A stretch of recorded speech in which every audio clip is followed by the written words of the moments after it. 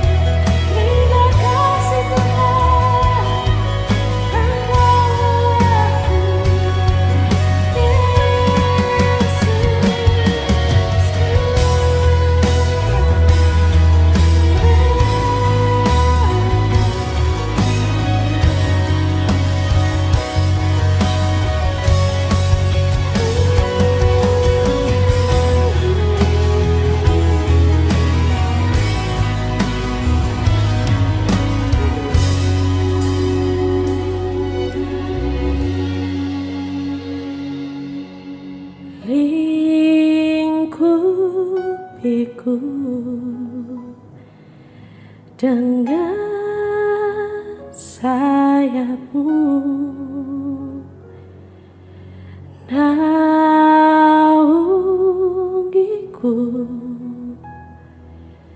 dalam kuasa-Mu. Di saat badai bergelora,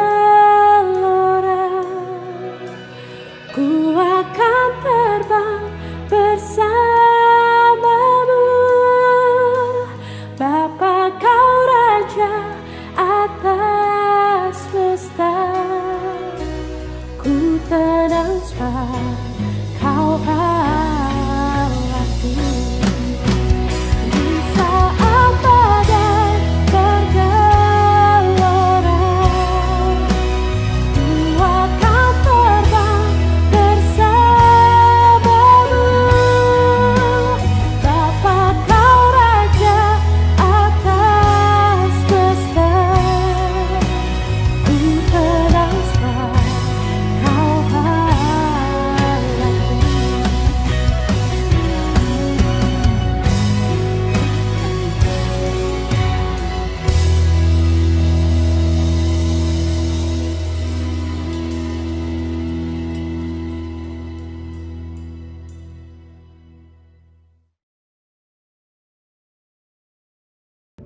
Shalom Bapak Ibu yang dikasihi Tuhan, perkenalkan nama saya Brian Nelson. Saya sangat senang sekali bisa kembali lagi hadir di GBI Muara Karang. Dan pertama-tama saya mau berterima kasih kepada Pendeta Dr. Fajar dan beserta istri Ibu Esther yang sangat saya kasihi dan hormati. Terima kasih atas kesempatan yang luar biasa ini, supaya saya bisa membagikan isi firman Tuhan kepada kalian semua. Nah Bapak Ibu, pagi hari ini judul tema khotbah saya adalah Di Manakah Aku Berada? Nah mungkin Bapak Ibu mulai bertanya, kenapa judulnya Di Manakah Aku Berada? Tanpa kita sadar, kita manusia seringkali bertanya hal ini kepada diri kita sendiri. Contohnya, perbolehkan saya memberikan ilustrasi. Saya mempunyai keponakan yang masih kecil Bapak Ibu, yang berumur 4 tahun. Dan pastinya dia lagi lucu-lucunya, lagi imut-imutnya, lagi aktif-aktifnya, dan pastinya lagi bawel-bawelnya Bapak Ibu. Tahun sebelum pandemi melanda, saya mengajak keluarga saya dan beserta keponakan saya yang masih kecil ini untuk pergi berliburan kepada Pulau Dewata di Bali. Singkat cerita, waktu masuk ke dalam pesawat dan kita sudah land off dan kita ada di penerbangan di tengah-tengah awan, mulailah keponakan saya yang bawel ini bertanya-tanya kepada saya. Hal yang pertama dia tanya kepada saya, "Uncle," yaitu paman, "di manakah saya berada?" Uncle, kok kita di sini-sini aja sih?" 5 menit kemudian dia bertanya lagi, Uncle, kita kapan sampainya?" Nah singkat cerita, ada insiden melanda kepada ponakan saya. Namanya juga anak kecil, masih sensitif kupingnya. Apalagi dia baru pertama kali naik pesawat Bapak Ibu. Sehingga kupingnya kesakitan karena terkena tekanan yang ada di udara di pesawat. Sehingga dia mulai menangis Bapak Ibu. Tetapi waktu dia menangis pun, dia tidak henti-hentinya bertanya terus kepada saya juga. Dia tanya, "Uncle, kuping saya sakit nih. Kapan kita nyampe sih ke tujuan? Kok kita di sini-sini aja? Ayo dong cepetan, aku mau nyampe nih. Aku udah gak tahan, pengen pulang." Nah Bapak Ibu, namanya saya sebagai paman yang sayang sama dia. Saya ingin dia percaya bahwa tujuan yang saya berikan adalah yang terbaik. Maka saya mulai merespon kepada keponakan saya masih kecil ini yang bernama Elnor. Saya ngomong, "Elnor, tenang aja. Sini duduk sama Uncle. Biarpun mungkin kuping kamu lagi sakit, tetapi percaya, itu hanyalah sementara. Dan sebentar lagi kita akan sampai kepada tujuan. Dan kita pastinya akan bersenang-senang dan bersukacita di tempat liburan nanti. Nah, siapa yang setuju sama saya, Bapak Ibu? Bahwa kita manusia pun sering bertanya-tanya kepada Tuhan hal yang sama. Apalagi waktu kita masuk ke dalam proses ataupun kondisi yang kita sendiri tidak bisa kontrol. Waktu kita masuk ketidakjelasan kita, waktu kita masuk ketidakpastian kita. Seperti mungkin di masa-masa pandemik ini, Bapak Ibu. Kita masuk ke masa-masa yang sulit. Masa-masa yang buram, yang kita tidak kelihatan masa depannya seperti apa. Kita menjadi merasa tidak nyaman. Sehingga kita mulai bertanya kepada Tuhan, Tuhan, ayo dong, kapan kita nyampenya? Saya udah gak tahan nih di tempat yang gak enak ini. Mungkin kita seperti keponakan saya. Kita sering bertanya sama Tuhan, Tuhan, di manakah aku berada? Tuhan, saya mau dibawa kemana sih? Tuhan, kok kita di sini-sini aja? Tuhan, kok kita nggak sampai-sampai kepada tujuan sih? Tuhan, kok kita nggak kelar-kelar sih prosesnya? Sehingga kita mulai bertanya kepada Tuhan, Tuhan, saya udah nggak nyaman nih. Saya mau cepet-cepet keluar daripada sini. Bukankah kita manusia, waktu kita masuk ke tempat yang banyak ketidakpastian di dalam kehidupan kita, kita mulai bertanya-tanya kepada Tuhan. Nah, Bapak Ibu, saya mau mengajak kita semua untuk belajar oleh kisah Rasul Paulus. Bagaimana Rasul Paulus pun pernah masuk loh ke masa-masa ketidaktahuannya dia, ketidakjelasannya dia. Tetapi dia tetap mengandalkan Tuhan. Dan dia tetap percaya dan beriman kepada Tuhan. Bahwa rancangan yang Tuhan berikan pastinya rancangan yang terbaik, melebihi dirinya sendiri. Maka daripada itu, sebelum saya membagikan firman-Nya, mari kita bersatu hati, kita berdoa. Mari kita tundukkan kepala dan kejamkan mata, biar saya berdoa untuk kita semua. Bapa kami di surga, terima kasih ya Tuhan Yesus Kristus telah mengumpulkan kami di GBI Muara Karang ini ya Tuhan. Sebentar lagi Engkau mau membagikan isi pesan-Mu tentang bagaimana kami harus mengandalkan Engkau dimanapun kami berada ya Tuhan. Biarpun mungkin itu tidak bisa kelihatan saat ini, mungkin banyak ketidakpastian, ketidakjelasan, kita merasa kita di tempat yang kita merasa kita terjebak. Tetapi kami tetap mau mengandalkan Engkau. Kami percaya rancangan-rancangan yang Kau berikan kepada kita semua ada rancangan yang terbaik. Perbaikilah iman kami ya Tuhan, hati demi hati ya Bapak yang ada di GBI Muara Karang ini.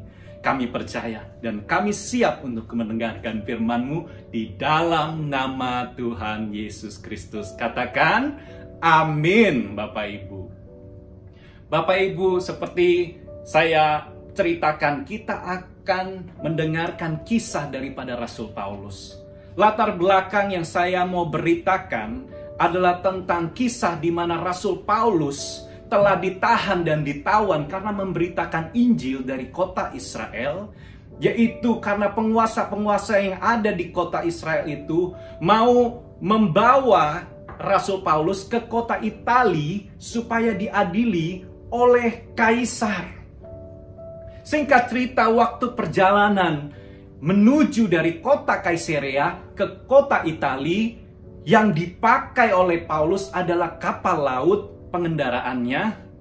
Ternyata kapal laut yang ditumpangi Rasul Paulus dan beserta tawanan-tawanan lain itu diombang-ambingkan di tengah laut, yaitu diombang-ambingkan oleh angin timur laut yang berbahaya, sehingga mereka pun pasrah, tidak bisa berbuat apa-apa selama 14 hari lamanya. sehingga mereka pun mulai ketakutan. Tetapi Paulus tidak, karena Paulus percaya ada rancangan yang lebih besar daripada dirinya. Maka daripada itu malaikat pun mulai datang kepada Paulus dan berkata, "Paulus, tenang, seisi kapalmu tidak ada yang akan binasa. Karena engkau tetap harus menghadap kaisar. Tenang, kalian semua akan selamat." Nah, singkat cerita, Bapak Ibu, badai yang ditumpangi, yang mengombang-ambingkan kapal itu, membuat kapal itu terdampar kepada sebuah pulau yang sangat terpencil, yang bernama Malta, Bapak Ibu. Jadi badai itu mengarahkan kapal itu yang semestinya pada awalnya adalah tujuannya adalah kota Italia, tetapi mengarahkan kapal itu kepada pulau yang sangat terpencil, yaitu Malta. Nah, singkat cerita Bapak Ibu, yang saya mau ceritakan ke Bapak Ibu, nilai-nilai poin yang saya mau berikan, terkadang badai yang mungkin mau menghancurkan kita, ternyata itu bisa menjadi badai yang Tuhan mau arahkan kepada kita. Nah, Bapak Ibu, Paulus itu sampai kepada Pulau Malta. Dan Paulus tahu pasti ada rancangan Tuhan yang melebihi daripada dirinya sendiri. Mari kita buka, yaitu di Kisah Para Rasul 28 ayat 1 sampai 10, Bapak Ibu. Mari kita baca bersama-sama. "Setelah kami tiba dengan selamat di pantai, barulah kami tahu bahwa daratan itu adalah Pulau Malta.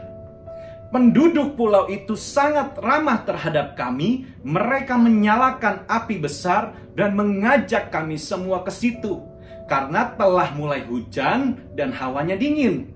Ketika Paulus memungut seberkas ranting-ranting dan meletakkannya di atas api, keluarlah seekor ular beludak karena panasnya api itu, lalu menggigit tangannya. Ketika orang-orang itu melihat ular itu terpaut pada tangan Paulus, mereka berkata seorang kepada yang lain, 'Orang ini sudah pasti seorang pembunuh, sebab meskipun ia telah luput dari laut, ia tidak dibiarkan hidup oleh Dewi Keadilan.' Tetapi Paulus mengibaskan ular itu ke dalam api, dan ia sama sekali tidak menderita sesuatu. Namun mereka menyangka bahwa ia akan bengkak atau akan mati rebah seketika itu juga. Tetapi sesudah lama menanti-nanti, mereka melihat bahwa tidak ada apa-apa terjadi padanya. Maka sebaliknya mereka berpendapat bahwa ia seorang dewa.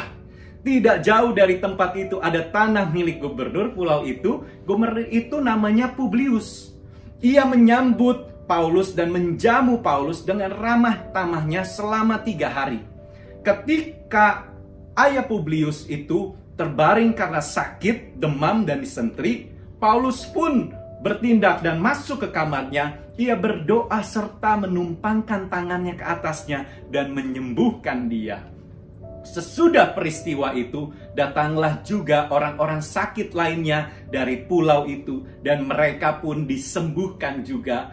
Dan mereka sangat menghormati Paulus. Dan ketika Paulus bertolak, mereka menyediakan segala sesuatu yang Paulus perlukan. Amin, Bapak Ibu. Di sini menceritakan bagaimana Paulus yang semestinya harusnya kapal itu menuju kepada kota Italia, tetapi dia orang diombang-ambingkan oleh angin badai sehingga mengarahkan kapal itu ke pulau terpencil yang bernama Malta, Bapak Ibu. Waktu Paulus nyampe ke Malta, dia mulai bertanya, "Tuhan, mau apa rencanamu dalam kehidupanku?" Karena Malta didefinisikan adalah pulau ataupun tempat terasingmu, tempat di mana kalian merasa terjebak, tempat di mana kalian merasa terhilang, tempat di mana kalian merasa kayak kok banyak ketidakpastian dalam kehidupan kita. Nah, di manakah Malta Anda pada saat ini, Bapak Ibu? Tetapi untungnya penduduk dari pulau itu ramah tamah, sehingga mereka membuatkan api unggun yang sangat besar buat orang-orang yang terdampar, supaya mereka bisa menghangatkan diri, karena di cuaca pada saat itu adalah dingin dan lagi hujan, Bapak Ibu. Dan banyak orang-orang yang terdampar itu, mereka terhanyut dari ketakutan mereka. Karena dengan musibah yang telah mereka lalui, karena mereka diombang-ambingkan di laut, hampir kehilangan nyawanya. Mereka akhirnya waktu terdampar pun mereka mulai bertanya, kenapa saya terdampar di sini? Mereka mulai merenung dan terhanyut akan ketakutan itu. Tetapi tidaklah Paulus. Paulus mempunyai pandangan yang berbeda. Yaitu Paulus mempunyai pandangan akan setiap hal yang tidak dia ketahui sebagai kesempatan apa yang Tuhan mau lakukan di dalam kehidupannya. Bapak Ibu, bukankah kita juga harus merubah pandangan kita akan ketidaktahuan kita dengan apa? Dengan iman, Bapak Ibu. Karena Ibrani 11 ayat 1 berkata, bukankah iman adalah segala sesuatu yang kita harapkan dan segala sesuatu yang kita tidak bisa lihat? Kita manusia, Bapak Ibu, seringnya maunya bisa mengendalikan hidup kita. Kita maunya in control dalam kehidupan kita. Kita maunya kita pegang erat-erat masa depan kita. Kita maunya bisa melihat apa yang akan terjadi di depan kita. Tetapi saya mau berkata kepada Bapak Ibu semua, jika sesuatu yang kita bisa lihat itu bukanlah iman, tetapi aman, Bapak Ibu. Ya benar, aman. Kita manusia maunya aman dalam kendali kita. Tetapi Ibrani 11 ayat 1 berkata bahwa iman adalah segala sesuatu yang kita tidak bisa lihat. Jadi kalau mau kita dalam kendali Tuhan, punyailah iman, Bapak Ibu. Kita serahkan kehidupan kita. Kita serahkan rancangan-rancangan di kehidupan kita buat Tuhan. Terserah dia mau arahkan kita kemana, biarpun tidak kelihatan, tapi pastinya Tuhan akan memberikan rancangan-rancangan yang terbaik buat kehidupan Anda. Amin, Bapak Ibu. Mari kita teruskan di ayatnya yang ketiga sampai yang keempat, Bapak Ibu. Perbolehkan saya bacakan. Ketika Paulus memungut seberkas ranting-ranting dan meletakkannya di atas api, keluarlah seekor ular beludak karena panasnya api itu. Lalu menggigit tangannya. Dia menggigit tangannya Paulus. Ketika orang-orang itu melihat ular itu terpaut pada tangan Paulus, mereka pun berkata seorang kepada yang lain, orang ini sudah pasti seorang pembunuh, sebab meskipun ia telah luput dari laut, ia tidak dibiarkan hidup oleh Dewi Keadilan. Nah, Bapak Ibu, tiba-tiba waktu Paulus mulai mau mencari pandangan bahwa mungkin Tuhan mau kerjakan sesuatu di pulau itu, biarlah saya juga ikut membantu untuk mengambil ranting-ranting kayu supaya untuk bisa menjadi bahan bakar untuk api unggun itu. Tetapi apa yang terjadi waktu Paulus mengangkat ranting-ranting itu, keluarlah seorang ekor ular beludak yang menggigit tangannya Paulus. Dan bukan cuma itu, Bapak Ibu. Bukan hanya digigit, setelah digigit, banyak orang yang ramah tamah yang kita pikir ramah tamah penduduknya itu mulai berubah, mulai memberikan penilaian-penilaian yang buruk, mulai menggosip, mulai mencemooh, mulai menghakimi Paulus dan berkata, Paulus biarpun dia tidak mati, mungkin diombang-ambingkan oleh badai di lautan, tetapi pasti dia mati digigit ular ini. Ya, karena dia mau diadili oleh Dewi Keadilan. Bapak Ibu tahu nggak ular beludak itu artinya apa? Ular beludak itu artinya adalah ular kobra yang berbisa. Ular kobra itu kita ketahui bahwa saking berbisanya bisa membunuh manusia dengan seketika, Bapak Ibu.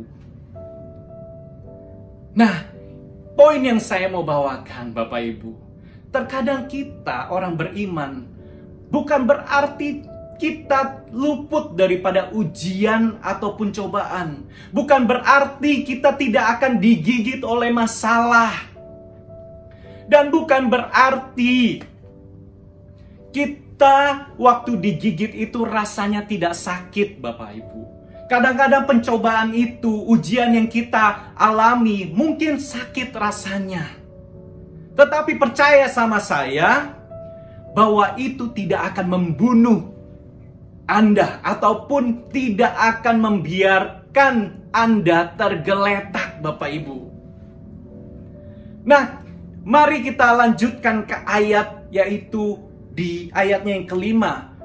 Respon apa yang Paulus berikan waktu dia digigit oleh ular dan waktu dia dicemooh sama penduduk daripada pulau itu. Ayat yang kelima berkata seperti ini. Tetapi respon Paulus, dia hanya mengibaskan ular itu ke dalam api. Dan ia sama sekali tidaklah menderita sesuatu. Wow! Jadi, ular yang dilambangkan mungkin bisa menjadi masalah, Bapak Ibu. Mungkin sebagai ujian yang buruk. Ya, atau cobaan, mungkin itu datangnya daripada iblis, Bapak Ibu, yang mau mencobai Anda pada saat ini. Yang Anda harus lakukan, respon Anda adalah mengibaskan masalah-masalah itu ke dalam api. Dan percaya, engkau tidak akan dibuat Tuhan menderita. Bapak Ibu, saya nggak tahu masalah ujian ular-ular Bapak Ibu pada saat ini itu apa. Mungkin adalah kesehatan. Mungkin masalah Anda adalah finansial. Mungkin masalah Anda adalah mungkin hubungan sama keluarga yang harus dipulihkan. Tetapi yang Anda harus lakukan, punyailah respon yang benar, pengharapan kepada Tuhan. Biarpun mungkin saat ini mungkin ada Bapak Ibu mungkin pengen banget, keinginan pengen mempunyai anak, tetapi banyak orang ngomong tidak bisa. Karena dokter ngomong, aduh mungkin susah untuk kalian dapat anak pada saat ini karena kandungan kalian buruk. Ataupun mempunyai penilaian-penilaian buruk. Yang Anda harus lakukan yaitu kibaskanlah.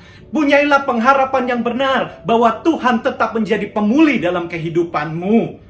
Mungkin saat ini juga Bapak Ibu, mungkin di dalam masa pandemik ini membuat finansial kalian, mungkin bisnis kalian bangkrut. Dan banyak orang-orang mencemooh Bapak Ibu pada saat ini dan berkata, aduh kalian mungkin lagi sial, kalian gak bisa bangkit lagi. Mungkin iblis mau menjatuhkan pikiran Anda, mindset Anda, iman Anda. Tetapi yang Anda harus lakukan yaitu kibaskanlah, abaikanlah orang-orang yang mencemooh kita, yang menghilangkan pengharapan kita kepada Tuhan. Dan jika pada saat ini juga mungkin Bapak Ibu lagi depresi ataupun stres akan masalah, saya nggak tahu apa yang Bapak Ibu lagi hadapi, tetapi punyailah respon berharap kepada Tuhan. Jikalau ada hal-hal negatif mungkin yang membuat Bapak Ibu stres, depresi, yang Bapak Ibu harus lakukan yaitu mengibaskanlah dan berikan kepercayaan dan beriman kepada Tuhan kita yang besar. Karena Tuhan kita adalah Tuhan yang pemulih, Dia adalah Tuhan yang penyedia, Dialah Tuhan yang memberikan damai buat Bapak, Ibu, dan saya. Bapak, Ibu, seperti ayatnya berkata, terkadang pencobaan-pencobaan itu mungkin yang kita pikir kecelakaan itu, yang kita pikir mungkin kesengsaraan itu terkadang menimbulkan kita untuk apa? Menimbulkan ketahanan uji kita. Dan ketahanan uji itu untuk apa? Menimbulkan ketekunan dalam iman kita. Dan waktu ketekunan itu menimbulkan apa? Pengharapan kita terhadap Tuhan, Bapak Ibu. Seperti di Yakobus, yaitu Yakobus 1 ayatnya yang kedua sampai yang keempat. Mari kita baca. Saudara-saudaraku, anggaplah sebagai suatu kebahagiaan apabila kamu jatuh ke dalam berbagai-bagai pencobaan. Ya benar. Saya ulangi. Bahwa anggaplah sebagai suatu kebahagiaan apabila kamu jatuh ke dalam berbagai-bagai pencobaan. Sebab kamu tahu bahwa ujian terhadap imanmu itu menghasilkan ketekunan. Dan biarkanlah ketekunan itu memperoleh buah yang matang, supaya kamu menjadi sempurna dan utuh dan tidak berkekurangan suatu apapun. Amin, Bapak Ibu. Bapak Ibu, saya mau ceritakan tentang kesaksian kehidupan saya. Waktu prosesi saya dipanggil Tuhan untuk menjadi hamba Tuhan, yaitu sebagai seorang pendeta, tidaklah mudah proses saya, Bapak Ibu. Banyak sebelum itu, teman-teman saya, saudara saya, keluarga saya tidak mendukung saya untuk menjadi hamba Tuhan. Mereka mulai berkata kepada saya, aduh jangan aneh-aneh deh. Udah kamu gak sanggup. Kamu paling tahan 1-2 tahun. Udah, kamu gak mungkin bisa. Mereka mulai memberikan penilaian-penilaian buruk kepada saya. Tetapi saya mengingat akan respon Paulus ini. Di mana saya, jika orang mau memberikan penilaian-penilaian buruk kepada saya, yang saya harus lakukan adalah saya mengibaskannya. Dan tetap punya pengharapan di dalam Tuhan. Bahwa rancangan Tuhan lebih besar daripada manusia itu sendiri. Saya percaya pada saat ini pun, saya bisa berkhotbah di GBI Muara Karang. Karena saya mempunyai pengharapan yang benar terhadap Tuhan, Bapak Ibu. Amin. Mari saya teruskan lagi di ayatnya yang ke-6 sampai yang ke-10, Bapak Ibu. Yaitu di ayatnya Kisah Para Rasul 28 ayat ke-6 sampai yang ke-10. Namun mereka menyangka bahwa ia akan bengkak atau akan mati reba seketika itu juga. Tetapi sudah lama menanti-nanti, mereka melihat bahwa Paulus tidak apa-apa, tidak ada yang terjadi kepadanya. Maka sebaliknya mereka berpendapat bahwa ia seorang dewa. Tidak jauh dari tempat itu, ada tanah milik gubernur pulau itu. Gubernur itu bernama Publius. Sehingga gubernur itu pun menyambut Paulus dan menjamu Paulus dengan ramah tamahnya selama 3 hari. Ketika itu bapak daripada Publius terbaring karena sakit demam dan disentri. Sehingga Paulus bertindak. Paulus itu masuk ke dalam kamar daripada bapak Publius. Ia menumpangkan tangannya ke atasnya. Dan dia menyembuhkan bapaknya Publius. Wow, Bapak Ibu, disinilah saya mau mengatakan bahwa mungkin pencobaan-pencobaan yang Tuhan berikan kepada Anda itu akan mendatangkan kemuliaan buat Tuhan. Bayangkan, tangan Paulus itu 3 hari sebelumnya telah digigit oleh ular kobra, ular beludak, Bapak Ibu. Tetapi tangan yang sama juga tangan yang sama telah menyembuhkan bapaknya Publius. Dia telah menyembuhkan orang yang sakit, Bapak Ibu.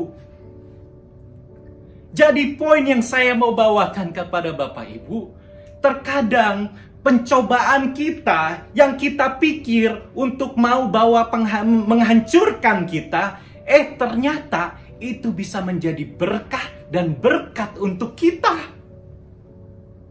Ya, pencobaan yang kita pikir itu bisa membawa kehancuran dalam kehidupan kita, ternyata itu bisa menjadi berkat.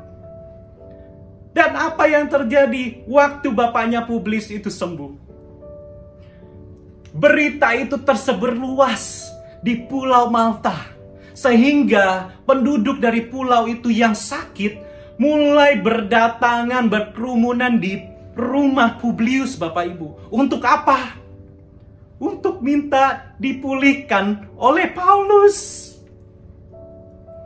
Saya ulangi, Bapak Ibu, bayangkan orang yang telah mengalami berbagai macam pencobaan dan tragedi.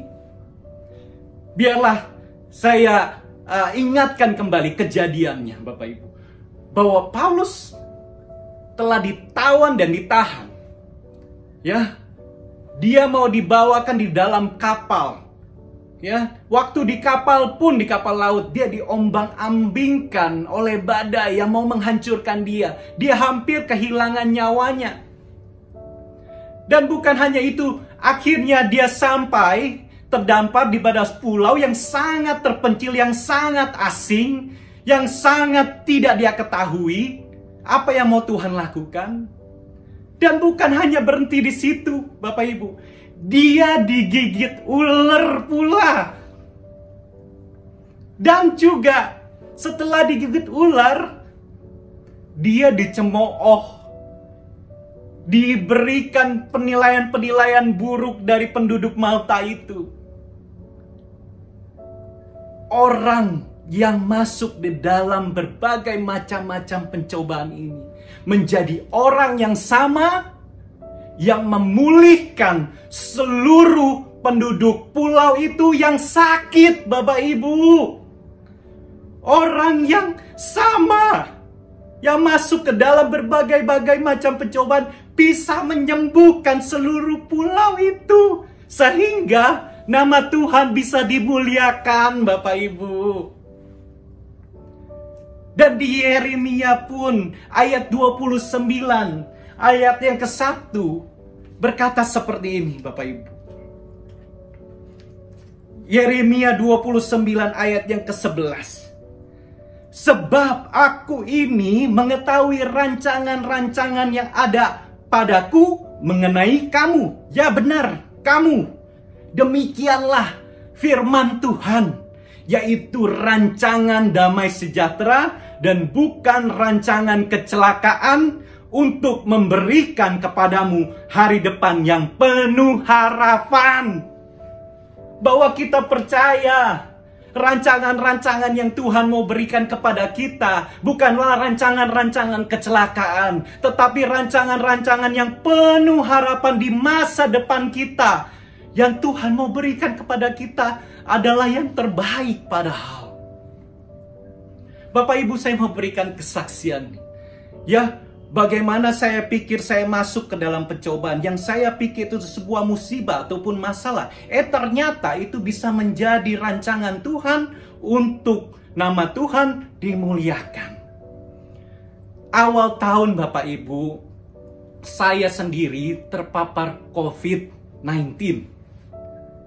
Singkat cerita, saya mulai bertanya kepada Tuhan, Tuhan, kok tiba-tiba saya dapat COVID? Padahal saya nggak tahu kenanya dari siapa. Karena saudara saya, teman saya, nggak ada yang kena, Bapak Ibu. Keluarga saya nggak ada yang kena. Tetapi saya mempunyai respon yang berbeda. Bahwa saya punya respon seperti Paulus. Saya berkata kepada Tuhan, saya percaya dari sakit penyakit ini, dari musibah COVID ini, pasti ada sesuatu rancangan Tuhan di mana nama Tuhan bisa dimuliakan dari penyakit saya ini. Dan sehingga 10 hari kemudian, singkat cerita, saya mulai sembuh Bapak Ibu. Ya, biarpun saya terkena sakit, tetapi itu tidak membuat saya sampai tergeletak Bapak Ibu. Ya, saya sakit, tapi itu tidak membiarkan saya terbunuh. Dan mulailah saya berpikir, Tuhan, dari penyakit ini, musibah ini, apa yang mau Tuhan lakukan? Apa yang terjadi? Nggak nyampe 1 minggu kemudian, tiba-tiba kakak dan adik saya terpapar COVID juga. Dan bukan hanya itu, banyak teman-teman saya, banyak jemaat saya terkena COVID. Sehingga mereka langsung berkerumunan, bertanya-tanya kepada saya bagaimana penanggulangannya. Obat apa yang saya harus makan. Saya mulai mengerti Bapak Ibu. Terkadang itu hanya perspektif yang kita harus ubah. Waktu mungkin kita masuk ke dalam ujian apapun cobaan, kita harus mempunyai pandangan di mana Tuhan pasti mau mengerjakan sesuatu yang lebih besar daripada diri saya sendiri, Bapak Ibu. Amin. Jadi saya percaya pastinya rancangan yang Tuhan mau berikan kepada Bapak Ibu adalah rancangan-rancangan bukan dari kecelakaan, tetapi rancangan-rancangan damai sejahtera dan rancangan yang penuh harapan di masa depan Anda. Jadi biarlah saya tutup dengan ini Bapak Ibu. Kalau kita mulai bertanya lagi, di manakah saya berada Tuhan? Kok saya di sini aja sih Tuhan? Kok saya nggak nyampe-nyampe ya Tuhan? Kok saya merasa terjebak di sini ya Tuhan? Kok nggak kelar-kelar ya prosesnya Tuhan? Kapan kita sampai ke tujuannya Tuhan?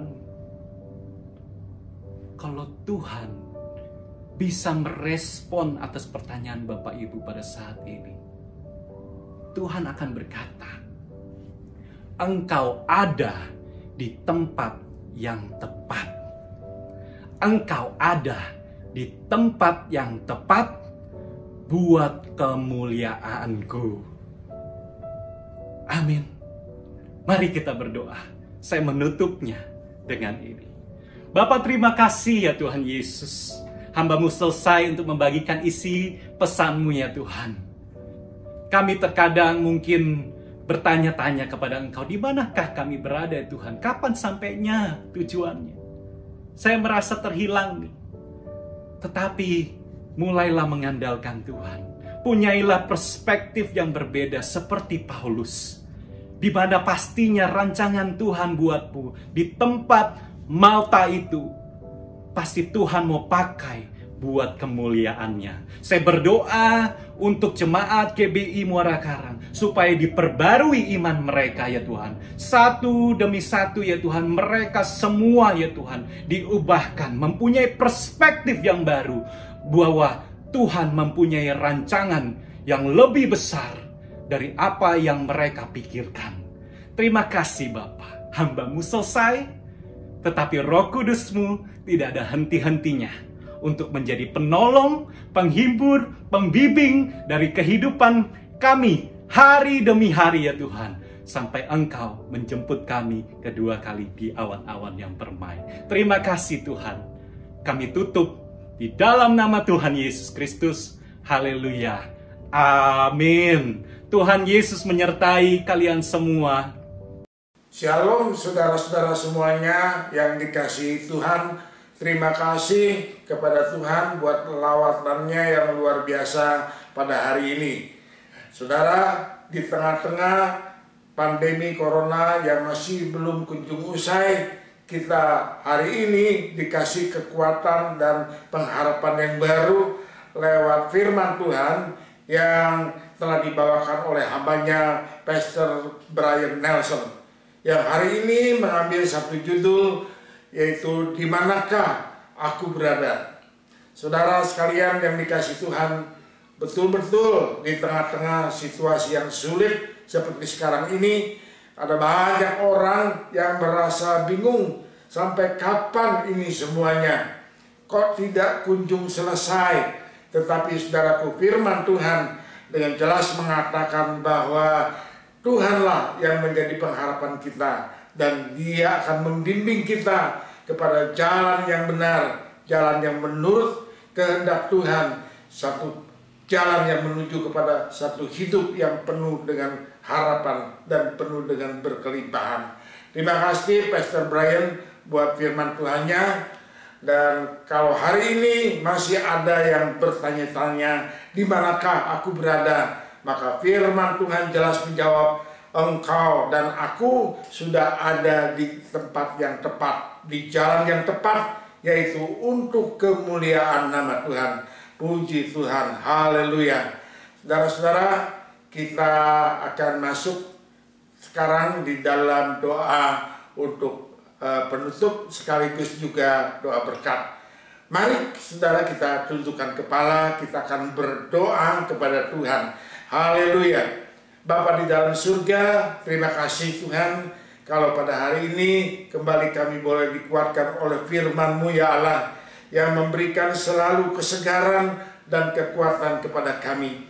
Terima kasih Bapak, terima kasih Engkau berkati hamba-Mu Pastor Brian Nelson. Berkati dengan berkat-Mu yang berkelimpahan, berkati hidupnya, berkati usaha, dan juga Engkau memberikan kesehatan yang limpah kepadanya Tuhan. Ada banyak jiwa boleh dimenangkan lewat pelayanannya. Terima kasih Tuhan, haleluya. Tuhan, kami bersyukur oleh kemurahan dan kebaikan-Mu, maka jumlah kasus corona di Indonesia pada saat ini mulai menurun ya Bapak. Grafiknya mulai melandai. Oh Tuhan, teruslah tolong kepada bangsa dan negara kami.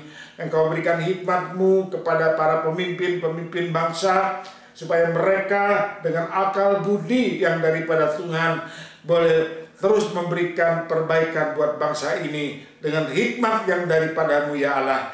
Terima kasih Bapak, banyak orang boleh dengan kesadaran sendiri mau membawa dirinya untuk divaksin dan juga melakukan protokol kesehatan yang lebih ketat lagi agar semua kasus-kasus infeksi makin menurun ya Bapak. Itulah yang menjadi pengharapan, dan kami semua terus berdoa. Kami percaya oleh pertolongan-Mu dan belas kasihan Tuhan, negeri ini boleh pulih kembali. Indonesia boleh menjadi satu negara yang tangguh dan negara yang tumbuh. Terima kasih Bapak, haleluya. Tuhan, berilah pertolongan-Mu kepada umat-Mu, jemaat-Mu GBI Muara Karang, yang di dalam kesulitan Engkau memberikan pertolongan dan jalan keluar. Yang sakit oleh jamahan-Mu, mereka boleh dapat kesembuhan ilahi yang heran. Terima kasih Tuhan Yesus, haleluya. Hanya di dalam nama Yesus kami selalu berdoa dan mengucap syukur kepada-Mu. Saudara-saudara yang dikasihi Tuhan, sekarang marilah kita mau mengangkat kedua tangan kita untuk menerima berkat yang indah dari Allah Bapa kita di surga, kasih-Nya dan kesetiaannya dari putranya yang tunggal, yaitu Tuhan Yesus Kristus, dan kekuatan Roh-Nya yang Maha Kudus akan terus menyertai kita mulai dari saat ini sampai Tuhan Yesus datang kembali. Di dalam nama Yesus kami berdoa dan kami mengucap syukur selalu kepada-Mu. Mari kita semuanya yang percaya dan yang diberkati Tuhan, kita mau katakan sama-sama, amin. Tuhan Yesus memberkati.